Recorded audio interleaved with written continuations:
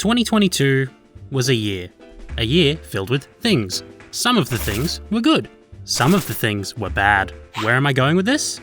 I don't know. It's really hot in Australia at the moment and my brain has assumed its primal form as an unidentifiable paste. Top 10 of 2022. Last year I ranked everything I played, watched and listened to, and while I'd like to make that a yearly tradition, I decided that it wasn't in my best interest to make an hour-long video that would take a bajillion days to edit and only end up with 2,000 views, 60 likes, and 107 people asking for sin videos to return. So we'll see about that next year, but this year I'm just doing a top 10. Nice and easy. Also, I didn't play that many games from 2022, so if I made a top 10 games specifically from the past year, stuff like High on Life and Gran Turismo 7 might end up in there. I don't know, I think it'd be weird to be like, number 10 is GT7. I've never been so disappointed with a game in my life. Number 9 is High on Life. The gun is voiced by a child groomer. So this video has a bunch of games from 2022, but I'm specifically ranking games I played in 2022. Because honestly, there wasn't much that came out last year that interested me, especially in the AAA scene, which was more barren than usual. So yeah, top 10 games I played in 2022. Let's go. Honourable mentions before we get stuck in. Psychonauts, terrific platformer with a bit of point-and-click adventure DNA woven in, and a rare example of a platformer of this era where every ability is put to good use. No warp pad shenanigans here. DJ Max Respect V, the worst game I love. The included soundtrack is 10% bangers, 89% this sounds like a parody of music, and 1% garbage made by monkeys opening FL Studio when smashing their cheeks against the keyboard. It does have UAD though. Stranger of Paradise Final Fantasy Origin. To sum up my review of this, every system supporting the combat is weak, but the combat itself slaps. Frankly, all it needed was a big fuck-off hammer weapon type. Gran Turismo PSP. The lack of a career mode sucks, but there is something about the open-ended progression that scratches an itch on my autistic brain. Also, remember when games had a proper custom soundtrack feature instead of just opening Spotify in the background? I miss those days, man. Burnout Paradise. I've been known for hating on this game for not being a proper Burnout game, and while I still have my issues with it, when I take it at face value as an open world racing game, it's hard not to like. And Impaler. You can clear this in about 4 hours, and I think it's in need of an endless mode, but this is a really fun and inexpensive little roguelike with tight controls, a solid soundtrack, and a very satisfying ground pound. Oh yeah. One recent trend I love are these short, sweet, and usually very cheap indie games that are mechanically very sound, but you can beat them in a single afternoon. The aforementioned Impaler is a great example of this for sure, as is number 10 on the list, Lunistus. I hope I'm pronouncing this right, I'm just going to assume it's like Solstice.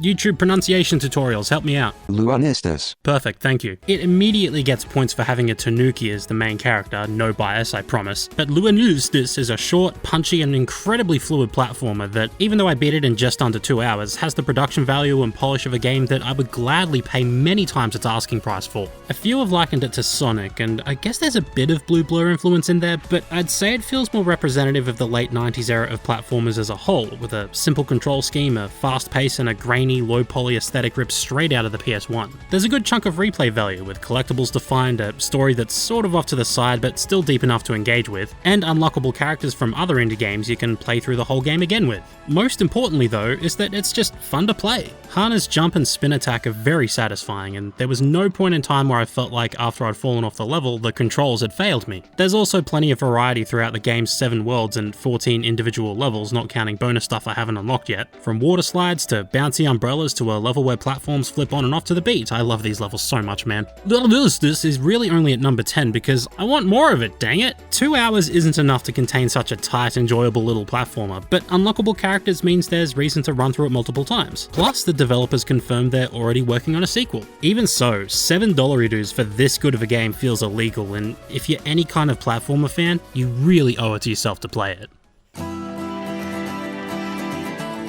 What top 10 list is complete without at least one open world game or a game starring a grisly middle-aged cis white male? That's why, here at Remy Raccoon, we give you 2 for the price of 1. Days Gone had a pretty rocky launch and middling scores as a result of a myriad of bugs and poor performance on a system that couldn't seem to handle it. There was also much to be said about its supposedly dated open world design and story, I guess, but in current year, thanks to a PC port and a PS5 upgrade, Days Gone in my opinion resembles a game well worth playing. Put simply, I'd say it's The Last of Us if it had a less gripping story, way better gameplay, and a guy named Deacon St. John.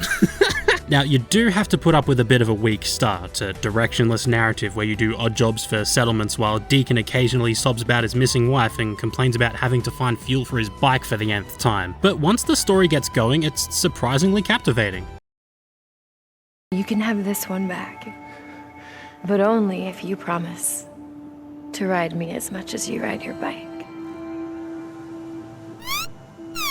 And I think the characters aren't as one-note as review outlets made them out to be, with Deacon himself being kind of a lovable, jaded smartass. The open world design is some of the most enjoyable I've experienced in a very long while, owing partly to the way it makes you form a relationship between you and your bike, your transportation method, and the hog that'll save your ass more than a few times. And while reviews also said the gunplay kinda sucked, I found it to be the total opposite, largely thanks to having gyro aiming, which, hey, Xbox, I love ya. But it's time to stick a gyrometer in your controllers already, man. Days Gone saves its best bits for maybe a little too late into the main story, where you'll start encountering massive hordes of zombies that'll come at you in the hundreds, and you'll have to use your own arsenal as well as the environment to take them out. These hordes roam the map throughout the whole game, and when you encounter one, it's enough of an effort just to escape sometimes, so when you finally get to eradicate them yourself, better than sex. If you're looking for a meaty 50-hour adventure that manages to sidestep some of the trappings of modern open world design, give Days Gone a chance. The start of the game might test your patience a bit, and it does unfortunately end on a cliffhanger that will likely never be resolved, but I think this is an underrated gem, and I'm astonished I'd say such a thing, but I'd love to see more Deacon St. John in the future.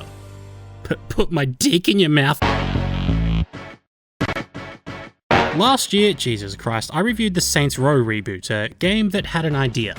And that was about it. Also the most putrid shooting controls this side of putting a Glock in the hands of a newborn, but that game was so bland that I had no choice but to go back and revisit the older games in the series to wash the taste of blandness out of my mouth. And you know, the original Saints Row, it's fine, it's kinda tedious, whatever, but Saints Row 2? If the reboot is a sloppy, greasy quarter pounder with half the ingredients hanging out like spilled guts, Saints Row 2 is a fresh, warm double quarter pounder prepared to perfection. Maybe it's not the best thing in the world, but sometimes something trashy hits just right. Saints Row 2 makes the original feel like a beta in comparison, improving upon every single aspect. The writing's a big step up, for example, and the cutscenes to go with it are surprisingly well directed. The gunplay itself doesn't feel that much better, but the options at your disposal have increased by what feels like tenfold. And I think it's still cool, slowly taking over the city, seeing your fellow homies occupying newly acquired territory and feeling a real sense of progression. Customization's a big thing too, and while maybe I would have liked more clothing options, you can still personalize almost every aspect of yourself, your cars, even your crew. Make them ninjas if you wanna. Put spikes on your wheels. Cosplay as Toad. Give yourself a funny British accent. Stillwater is your oyster.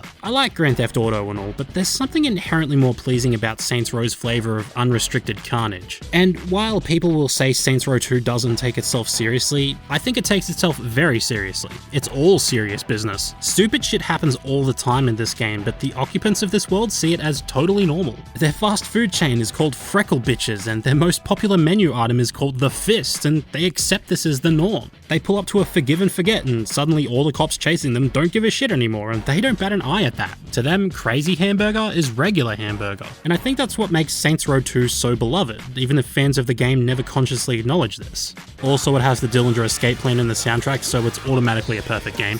Although, what kind of name for a song is Milk Lizard? Is it a lizard comprised of milk? Are you milking the lizard? What the fuck?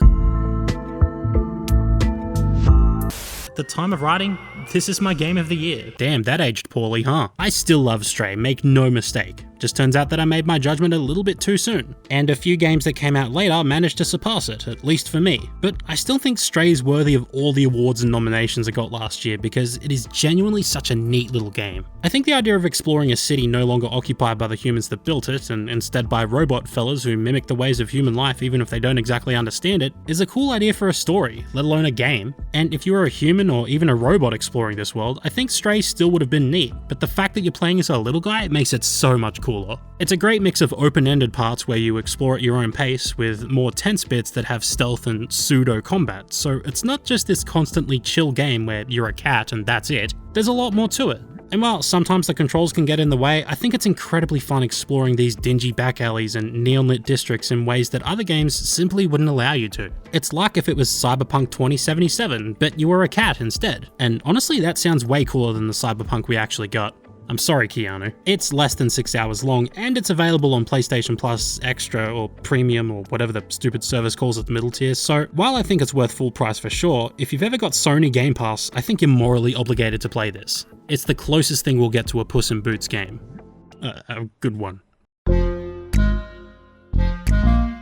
Amidst all of gaming's trends, I think one of the best is the wave of independent 3D platformers we've been getting, made by people who grew up with and still have passion for the genre. This year, my favourite was Tinykin, a game that mashes Chibi Robo and Pikmin together into this adorable, stress-free platformer where the only challenge is, God, I'm small. You play as someone who's ended up in a house ripped straight from the early 90s and shrunken down to the size of my self-esteem, and you have to enlist the help of the titular Tinykin to find your way home. These little bug guys will carry things for you, form bridges, commit game end, whatever you need to progress. And each room of the house is a huge level strewn with collectibles and tasks to complete, all occupied by a society of insects. The living room is a place of worship, the kitchen is farmland formed by dish sponges, the bedroom's an amusement park, and so on. It's an incredibly creative game that turns our everyday into a sprawling adventure that evokes similar vibes to that of Toy Story 2 back on the PS1. And it's a wonder why so few games have tried to capture that feeling more often, considering how beloved that game is, but Tinykin, I think,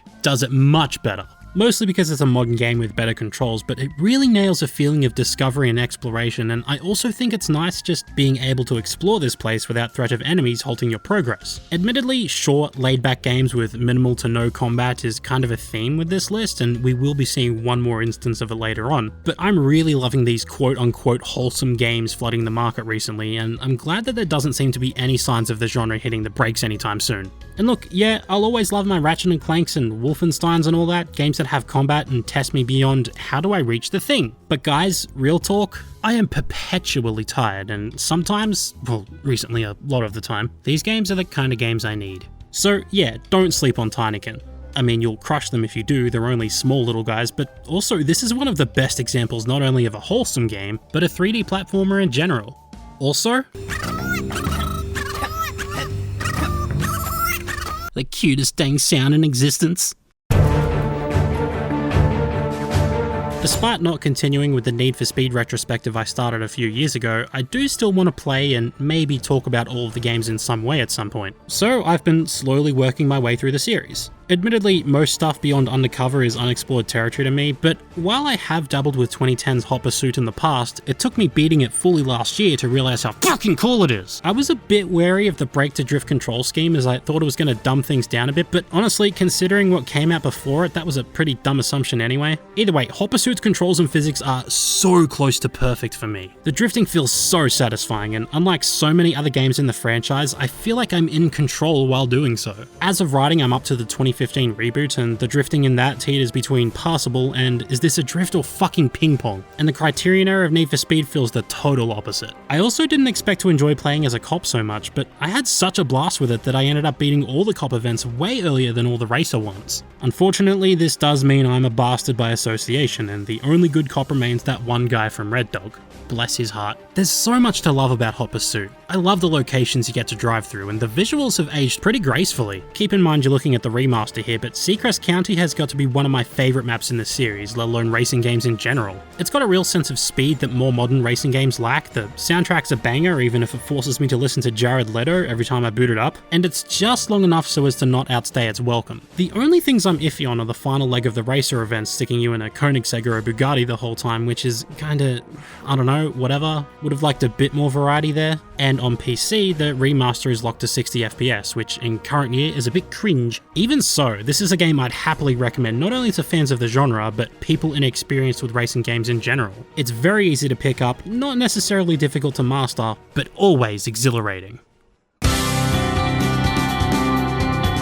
Okay, I'm cheating a bit here, but if I'm being honest, if I didn't lump all the Halo games I played as the Master Chief Collection, this list would be dominated by Halo games. This isn't my first rodeo with old mate Jono here. I did play Halo 1 through 4 with my old housemate years ago, but because we played on heroic difficulty and because I wasn't all that experienced with first-person shooters at the time, I was basically handheld through the entire thing. So this time around I sat down, played the collection by myself on normal difficulty and on PC, and I enjoyed them so much more. Most of the Halo games have incredibly fun weapons and great AI that make each firefight you stumble into feel different every time, even if they're technically not. Halo 1 in particular has such intelligent enemy behavior that it's a wonder why the AI kind of fell off from that point forward, though I'm no game dev, so I wouldn't know. Out of all the Halo games I've played, I'd probs rank them like this: 4, ODST, 5, which isn't in the collection, but this is my video, fuck you, Combat Evolved, 2, 3, and number 1, of course, Halo Reach. Pretty much every Halo before it was fantastic in its own way, but there was always at least one section I disliked.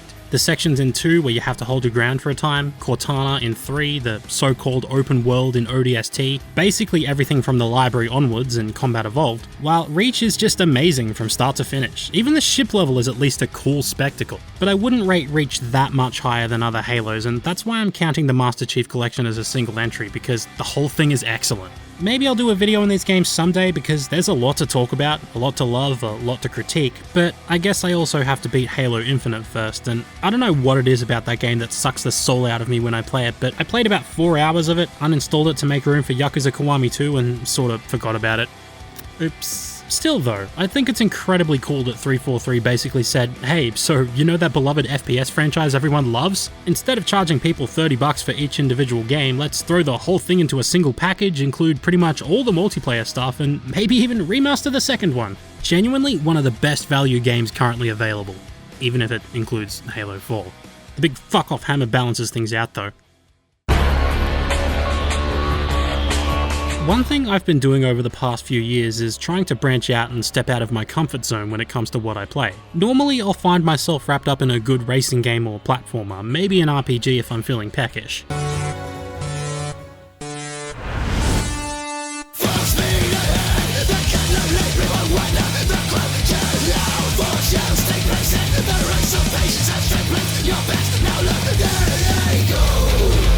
First-person shooters have been invading my regular rotation more often, but stuff like horror games always eluded me. Turns out I'm squeamish, and I don't usually want to see freaky dudes that have eyes hanging out of their sockets and arms protruding from their testicles or whatever. But the Resident Evil 2 remake was one of my games of the year back in 2019, so I figured it was time to see what the fuss was all about with Resident Evil 4. God, I wish I'd played this sooner. The tank controls were a bit of a barrier at first, but after beating the game, I can't imagine it without them. Sure, maybe I'm calculating running around corners like I'm taking a racing line in Forza, but the strange controls very quickly became second nature, and despite how restrictive they can feel and how outnumbered you may sometimes be, it's never a hopeless fight. You've always got options, the game almost always feels fair, and if you're surrounded, a good old pop to the head and a roundhouse kick is your best friend. The controls make every moment, every decision feel deliberate and coordinated, all the more satisfying when you land a perfect shot, and all the more devastating when you miss. Despite the more action-oriented nature, it's still tense, especially if you're like me and panic a lot. Another barrier of entry was being told part of the game requires you to escort someone, but Resi 4 turns out to be one of, if not the best example of an escort mission, or I guess an escort game? Ashley will hide behind you, or at the very least duck when you raise your weapon, and a single button press tells her to wait or follow you, meaning that if she dies or gets kidnapped by a cultist, it's on you, bucko. The final section at the prison maybe stretches itself out a bit longer than it should, and admittedly I'm still not great at resource management in these types of games, which are the main reasons why this absolute classic doesn't get ranked any higher. Also maybe a couple of the bosses, which are the only times I think the tank controls do the game a disservice rather than complementing it. Even so, I have to wonder why Capcom thinks a remake for this is necessary, because this is pretty gosh darn close to perfect as it is. And it's hard to hate a game with dialogue like this. Perhaps you are disillusioned with overconfidence, just because you killed my small-time subordinate. Sadler, you're small time. Oh, Leon. Pure of heart, dumb of ass. Pokemon Scarlet and Violet are a disaster. It's riddled with bugs and glitches, it looks like a pile of rubbish, it runs like a PowerPoint presentation, it has 4 stupid outfits, and the lack of voice acting is still awkward in current year, not to mention a lot of smaller issues like towns and NPCs not being worth a gosh dang anymore as they have nothing interesting to do or say respectively, and the open world format doesn't apply all that well to the rigid 8 gyms setup as there's no level scaling. By all accounts, I should hate this game, especially considering some of these issues carry over from Sword and Shield, games I actually hate. So anyway, I'm on my second playthrough and I caught a shiny belly bolt and I named her Lemon and she is so round and I love her. Pokemon Scarlet and Violet feel like snapshots of the incredible open world Pokemon experience we're yet to receive, but even as a snapshot, a small taste of what could be, They are incredibly captivating. My video game habits vary wildly. It usually takes me ages to get through games, and often I'll put them down for ages only to pick them up weeks or even months later. And while I didn't finish it nearly as fast as others, I blasted through Scarlet in a way I hadn't done with a game for a good while. And that's saying something, because it took me a good 50-something hours to reach the credits. Which I sat through like a good boy because Ed Sheeran is inoffensive and tolerable. Whoever made that mod to remove that song from the credits is fucking weird. I'll always love the way the older games are presented, with roots and 2D sprites and rigid linear progression, but exploring a seamless open world and watching Pokemon roam about before you catch them is what gaming is all about. Most of the new designs are great. I especially love the Pawmi line, and I definitely have found new favourites in Cyclizar and Koraidon. He loves sandwiches! He's just like me, for real! But the story's surprisingly decent too. Try to make me feel sympathetic for a dog and you've immediately won me over, but the ending in particular is all kinds of sick and is probably my favourite ending, at least in the main series. Super Mystery Dungeon will always be king. Still, I do feel a little bit funny about rating Scarlet so high. It's kind of unacceptable for a game that looks this wonky to run as poorly as it does, let alone not having voice acting, all of which are likely due to Game Freak not being given enough development time between games. So there's an argument to be made about financially supporting this kind of behaviour. But despite how it looks and runs, it was still the fastest selling Nintendo game of all time, cracking 10 million in just 3 days and 20 million by the end of the year. So Game Freak could probably put out a crayon drawing of a Pikachu and it'd still sell like hotcakes. Still, I just really do love this game, man. And I hope Game Freak get the time they need to take the groundwork they've laid out in Scarlet and Violet and make it something truly unforgettable in the future. They are so very, very close.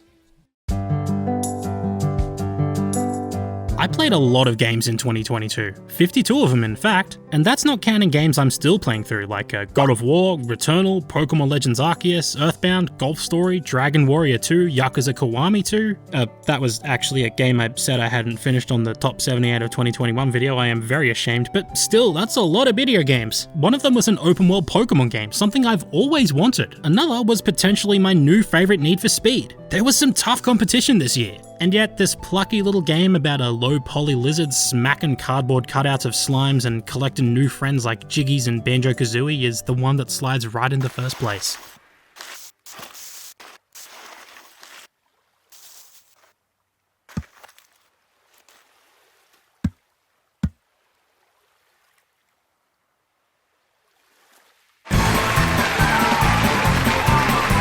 Lil Gator Game is a pretty simple game. Imagine Breath of the Wild as seen through the lens of a child, and instead of a massive world in the form of Hyrule, it's just a couple islands it takes a few minutes to waddle across. Instead of a quest to rid the world of the calamity that's dragged it to its ruin, it's a kid making a fun little game in the hopes of reconnecting with their busy grown-up sister. Instead of handsome birds and weird little freaks, there's a raccoon who lets you trade in trash for a Splatoon. It's no secret at this point that I love wholesome, stress-free games, and I think Lil Gator Game stands head and shoulders above the rest. It's the cutest game of all time, definitely one of the funniest I've ever played as well, and it's just fun to run around and glide and slide and ragdoll off cliffs and ignore fall damage because who cares? You're a kid. Your childhood innocence renders you invincible.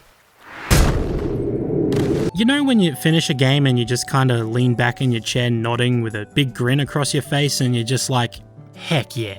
That's Lil Gator Game. Sure, it's relentlessly adorable and the autumn aesthetic is the vibiest of all vibes and there's an item that lets you ragdoll with the press of a button. All great things, for sure. But Lil Gator Game's not just my game of the year for those reasons. It's also because it's such a heartfelt, earnest little game that captures the innocence, the imagination, the wonder of play through a child's eyes. And while we all have to grow up sometime, the kid in us who sees the world as way bigger than it actually is never really goes away. And that's okay. Let loose once in a while. Who cares if you buy plushies and watch kids shows as an adult? Who cares if you just want to be a silly little goober all the time? Hell yeah, I'm gonna sit down and watch 10 episodes of Bluey in a row. I'm 29 and I don't give a hot dang. Lil Gator Game fits snugly into the category of short, sweet and wholesome like Tinykin and sorta like Stray before it, but its earnest storytelling that feels like it comes from the heart pushes it above and beyond anything I played last year. Given enough time, I wouldn't be surprised if it squished this little bucket-wearing head into my top 10 favourite games period. I really cannot stress enough that this is one of the best games I have ever played.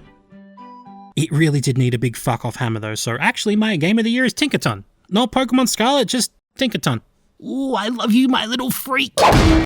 As always, big thanks to my Patreon and Coffee supporters including Furball, Sofox, K, Damien Maxted, Nation McGaltal, Hidud Skyet, Jayet, Johannes Anderson, Aetheric Ruby, Karote the Kitsune, Pearbasket, Phil Belk, Rodent Birds, Skadia Scrim, Squid Superstar, The Dervinator, Feeny Shay, Sadie Killer, and Chris Fireball. Twitter, Discord, subscribe, follow, Patreon, support, whatever, you know the drill, and also play Hi-Fi Rush because I need someone to kin 808 with me and make me feel less weird about it.